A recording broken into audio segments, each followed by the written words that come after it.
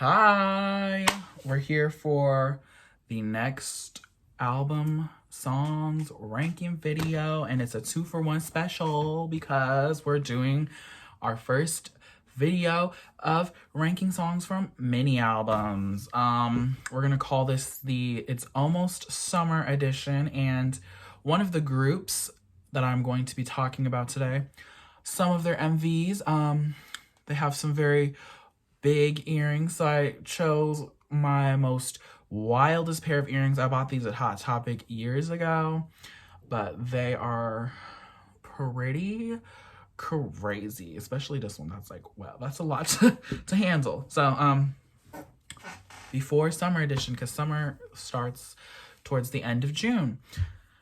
So every summer, there's a group or a singer that releases a song or album that just embodies my summer. The music becomes the soundtrack to the sickeningly hot weather, making me a little cooler to escape the heat, well, if I'm indoors. So today we're looking at two of my favorite mini albums that were released during the summer months that instantly became the soundtracks to my summers in 2017 and 2019. Red Velvet's, hence the earrings, the Red Summer, and Ateez's Treasure EP3, 1 to all, respectively. So these are the two albums we'll be talking about today. Chronological order says we start with Red Velvet. At the start of 2017, Red Velvet dropped one of their most polarizing title songs, Rookie, accompanied by a very incredible, solid mini album. Those B-sides, they impeccable. As a result, I didn't know if I was going to love their new title song for this upcoming summer album of theirs that they were going to be releasing. All I could count on was that the B-sides would deliver. Well, when the Red Summer was released, for their second out of 3 comebacks in 2017, they delivered across the entire board. So with the Red Summer, we were given 5 songs, 1 title song and 4 B-sides, and the album is phenomenal. It's incredible. Let's start this ranking for the Red Summer by Red Velvet. Here we go. So coming in at number 5 on us is Hear the Sea, Padaga Dulyo. That's pretty much very literally the translation. Okay, so Red Velvet has some great ballad tracks, phenomenal ballad tracks throughout their discography, but unfortunately for me, this one, Hear the Sea, does not rank highly amongst some of my favorite Red Velvet ballads. I do appreciate that it has a beat though.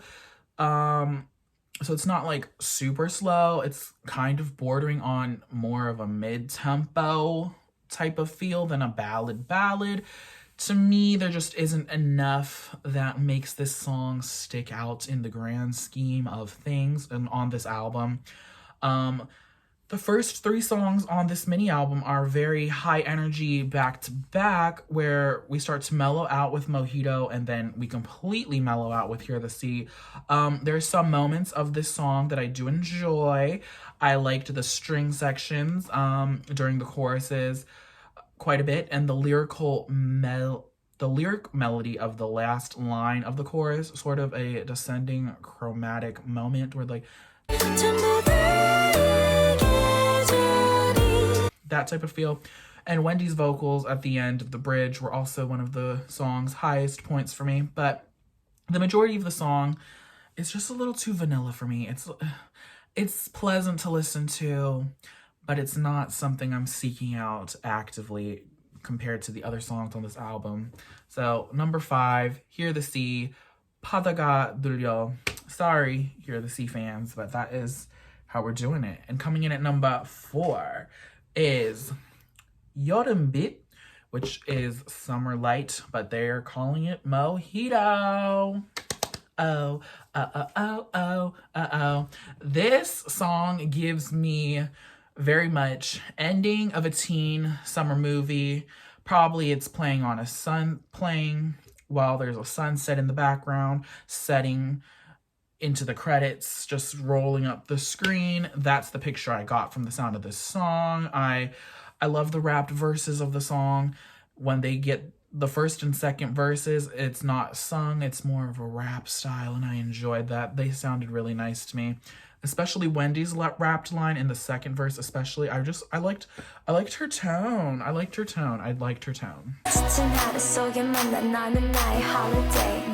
There's your example. The song pre-chorus, when they finally get to singing, sounded so pretty as well. The chorus is very long since there are two parts of it. You have the first part. That's the first part. And then afterwards it's, oh. So that's like, it's a very long, drawn out chorus.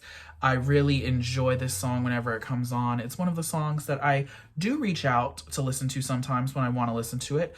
But like Hear the Sea, it does play a little safe and it doesn't really go anywhere. It very much stays on the same wavelength from start to finish. It's easy, it's pleasant, and it's kind of simple. But I do enjoy Mojito quite a bit. I don't like drinking mojitos, but I do like listening to this song, Mojito. So number 4 is Yodam Beat Mojito. And coming in at number 3 on it is You Better Know. Okay, the remaining 3 songs of this album I've had on repeat for months on end when they were released. All 3 of these songs could easily be number 1 in my ranking or anyone else's, and I wouldn't argue to that. I wouldn't at all. You could say any of these 3 songs were your number 1 on this album, and I would say, yes, I agree, I respect full-heartedly. Over the years, they've remained strong in being some of my all-time favorite Red Velvet songs. You Better Know is a fantastic, extremely catchy, beautiful sounding upbeat bop that definitely distinguished itself from Zoo and Red Flavor. Those ones have a little more parts to them that are a little more chaotic. Vocally, I'd say this is the most impressive song on the album. The ending ad-libs speak for themselves. Pop off. I just love this chorus with the powerful vocals, easy singability, all accompanied by these flowing synths and thumping beat. And then after the second chorus, we get the first post-chorus part, which is the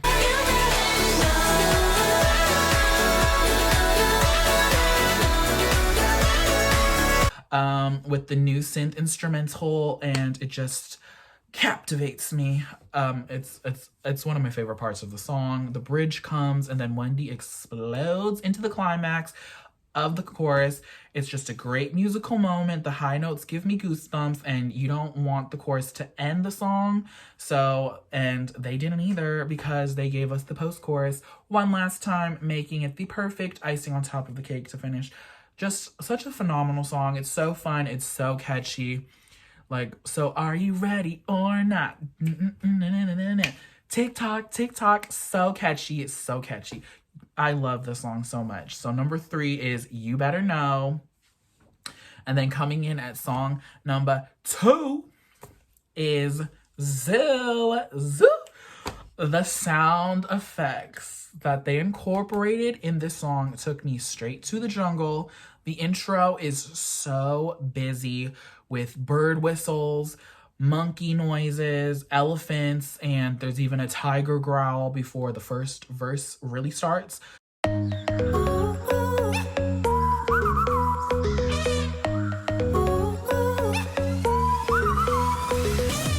The beat is very tropical, and I just love that throughout the song, the animal sound effects do not go away. You can easily hear them, especially the echoing in the background with the bird calls, the elephant noise, especially you can hear that one as well a lot. I just really love that. It gives such a great ambience.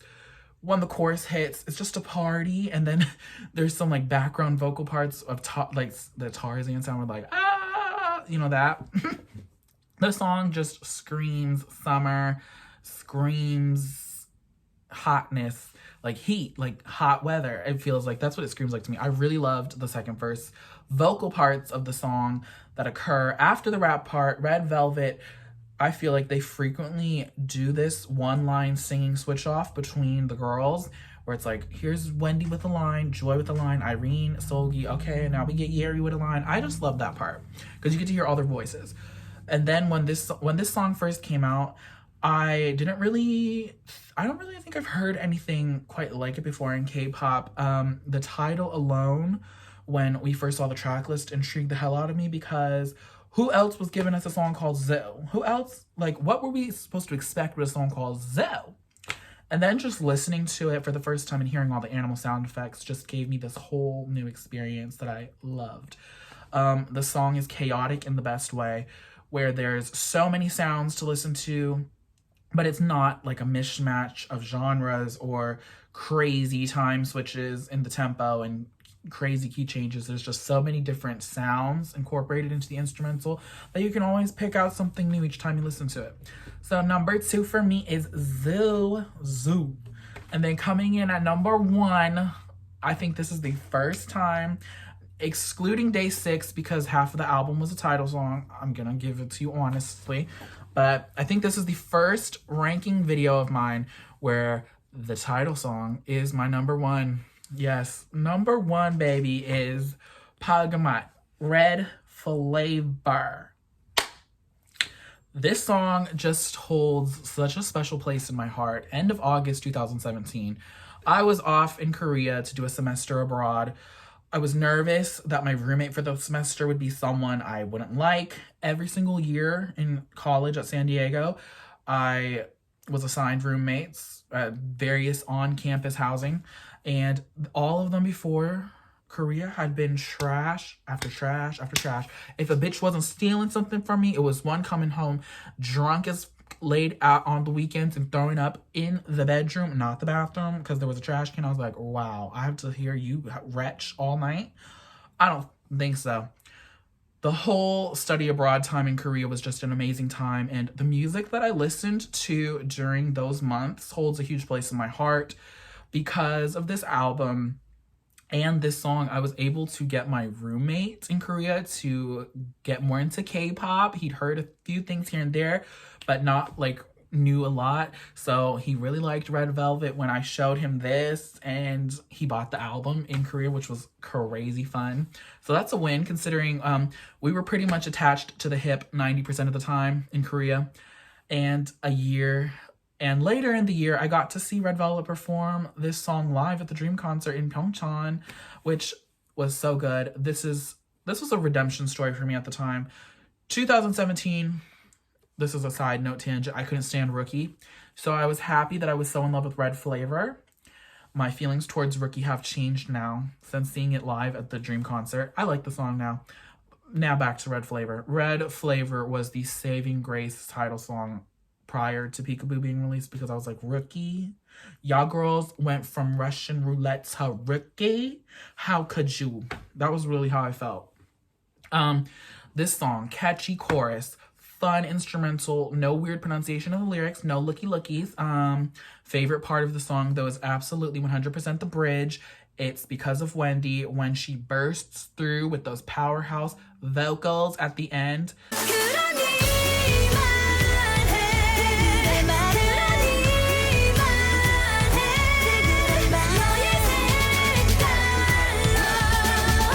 It's like a happiness moment, only way better in my opinion, because I fucking can't stand happiness. I just get goosebumps every time I hear that part in the bridge of Red Flavor with Wendy. You know, it sounds so good. It was so catchy to me, and it just put me in a happy mood. The type of musical moments where they can make you feel intense emotions of like any kind are special, unless it's because the song is trash and you're just angry that you have to listen to it. So that's not a fun time. But if you're like, oh, so happy, or if like, ooh, so emotional, I like that. This is still one of my favorite title songs from Red Velvet and in K-pop in general. Red Flavor, I think it's pretty much perfection. It's one of my favorite Red Velvet title songs. I think it's one of their best title songs in my opinion. So number 1 is the Red Flavor, baby. And that is my ranking of the Red Velvet album. Ranking up there for you. And now we're going to segue into the next summer bop, which is Ateez Treasure EP3, 1 to All. 2019 saw the year that I got into Ateez. This group had a strong debut, which I completely missed in 2018. I heard a few things, but I didn't check it out. But I hopped on it with their first comeback, Say My Name. By the start of teasing for this new album, One to All, I was more than excited. What came was a great time of getting to vote for the title song. Such a fun idea, and I'd seen no other groups doing it. Sometimes, though, these companies need to let us vote for these title songs because the fans' ear usually speaks the truth. SM, I'm looking at you. You've chosen some very questionable title songs along your career, okay? And this album is very summery. It's very fun and perfect for the time that it was released. So with this album, there is actually 6 songs, but one of them is like the intro. It's like an interlude. It's called Way. It's called Crescent, and I'm not ranking that. So there's 5 songs, and coming in at number 5 on it is Utopia. Just because the song is last does not mean pretty much anything.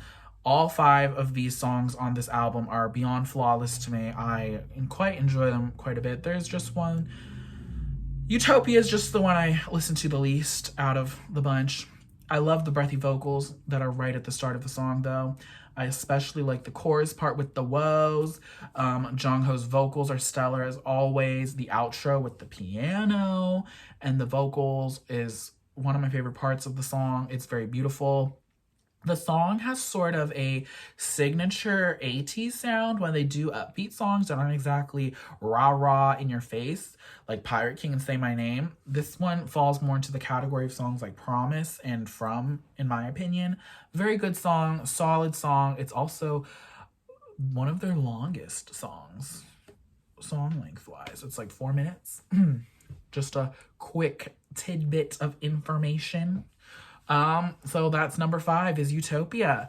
And coming in at number 4, we have Dancing Like Butterfly Wings. This guitar melody in the intro drew me in right away, along with the title, because it's such a unique title. Dancing Like Butterfly Wings. Butterfly wings and butterflies, very graceful.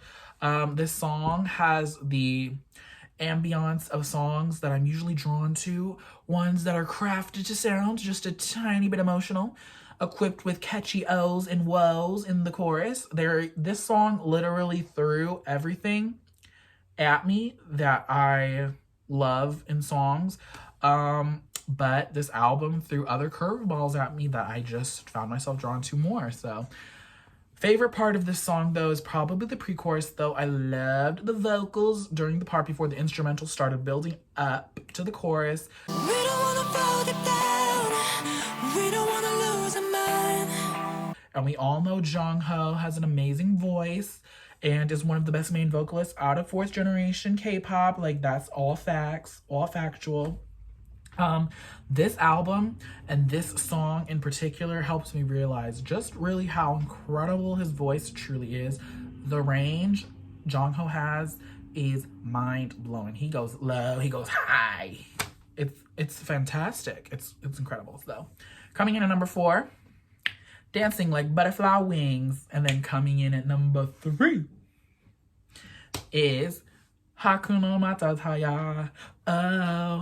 Oh, it's Wave. So Tropical House never really dies in K-pop. I loved Tropical House, the sound, when it was first introduced into K-pop back in like 2016 and 17. And I don't dislike it, but it has kind of run its course. Okay, you know, we can graduate away from the Tropical House. It's only been 4 years now. Okay. That doesn't mean I'll stop listening to this song if it is Tropical House, because if the song sounds good, it sounds good, and if it has replayability to me, I'll listen to it. It doesn't matter. So just because Wave is a Tropical House inspired song, I still likes it. I still listens to it. This song is perfect for the summer to a T. I did like the way that they wanted to give us a title song, which with such a lighter sound in a different genre compared to their previous title songs, which are very much more turn up, you know? Still to this day, all their title songs are pretty much turn up, turn up, turn up, hard hitting. Yeah. This song sounds nothing like the Ateez title songs that they've released before and after. And Hakuna Matata. Let me see if I said that right, because that did not sound Matata. Yeah, that's right. Every group in K-pop somewhere seems to use that saying at least once in their career. I don't understand the fascination with K-pop and lyrics saying Hakuna Matata, but pop off, I guess. I do like that with this song, they switched it up at the end. Instead of giving us the last chorus like we were expecting another Hakuna Matata part moment. No, they gave us a whole brand new section. Once again, Jongho's vocals at the end are sending me over the edge. They send me over the edge every time. And it's complete elevation, bitch. That's perfectly the truth. Since the release of the song, I have stopped listening to it as much as I did when it was released. But when summer comes, it has to be played a couple times. It does. Because it's just so summer. It's so summer. So number 3 is Wave. And then coming in at number 2. It's Aurora. Aurora. The word aurora reminded me of 2 things. Well, it still reminds me of 2 things. Let me not say like that. It doesn't remind me of anything now. No, it does. It reminds me of Sleeping Beauty. And of course, Aurora Borealis. I love the laid back vibes of this song. The intro.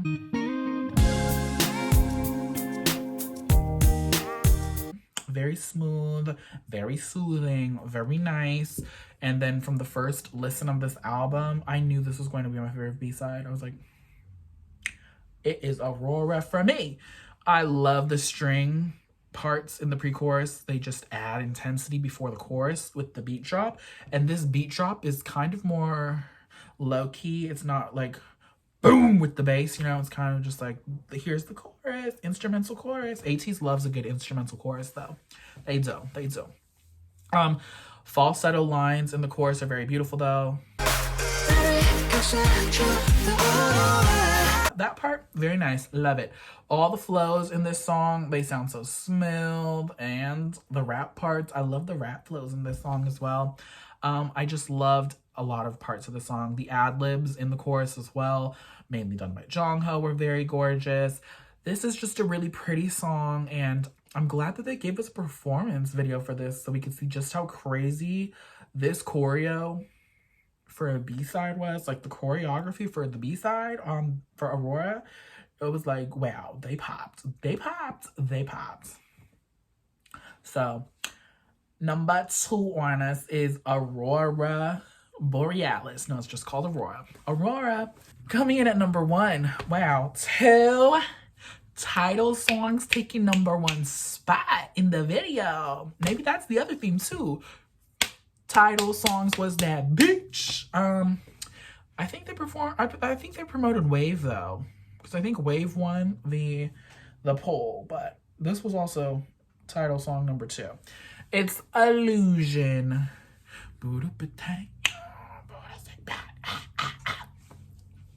Instantly, I knew that this was the song for me.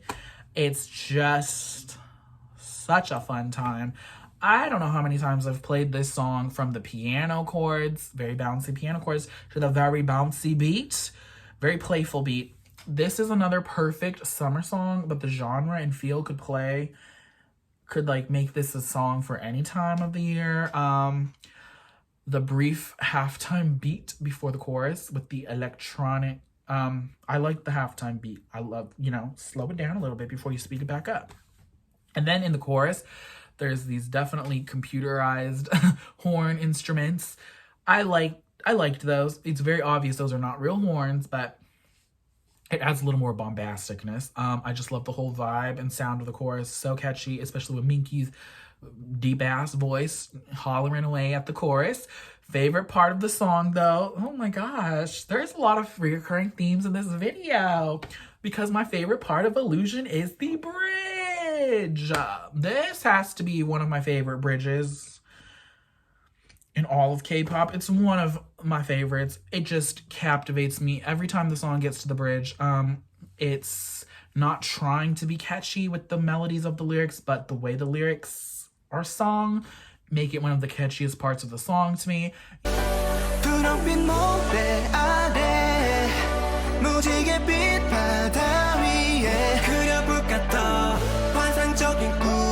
Yoonho sounded so good during the bridge with his husky voice. Also, they brought back the halftime beat, and there's those background O's.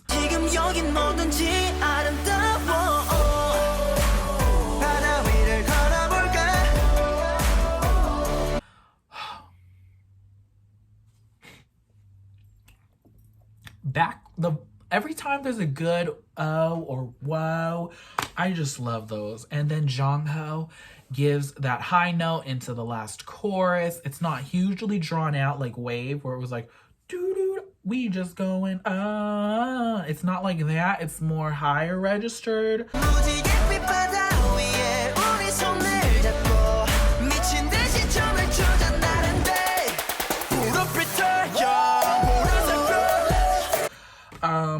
And it's more short, but it really perfectly fit this song, taking it to the last chorus. And this year, 2021, it'll be 2 years since the release of this album, and this song is still one of my most played Ateez songs. I'm still not tired of listening to it. I listen to it pretty much almost once a month, at least. Maybe like once a week. This song is always on constant repeat for me. It's probably one of my favorite title songs of all time as well. So number 1 is The Girl, Illusion. So fun, so fantastic. I mean, yeah, there was some people that had a little bit of issue with the amount of auto-tune in the song. Didn't really bother me too much though, because Ateez frequently utilizes auto-tune here or there in their songs, so it didn't really make much of a difference to me.